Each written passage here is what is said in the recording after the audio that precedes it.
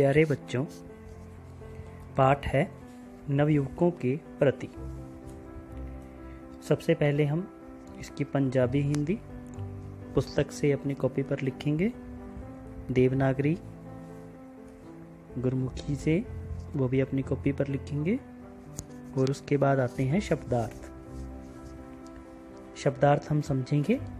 सबसे पहला है भगतवर। इसका अर्थ होता है भक्तों में श्रेष्ठ। उसके बाद है देशोद्धार।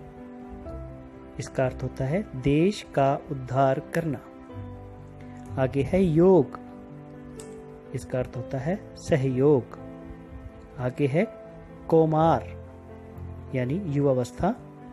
इसका अर्थ लिखेंगे हम कुमार या यौवन की अवस्था। आगे है निम्नोक्ति। इसका अर्थ होता है नीचे लिखी उक्ति या कथन। आगे है धर्माचरण। इसका अर्थ होता है धर्म के अनुसार आचरण या व्यवहार करना। आगे है धरो। इसका अर्थ होता है धारण करना।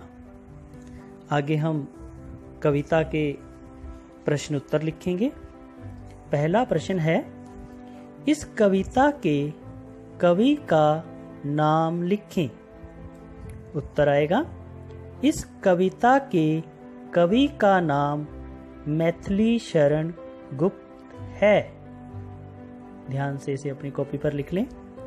आगे है, यह कविता किन्हें संबोधित की गई है।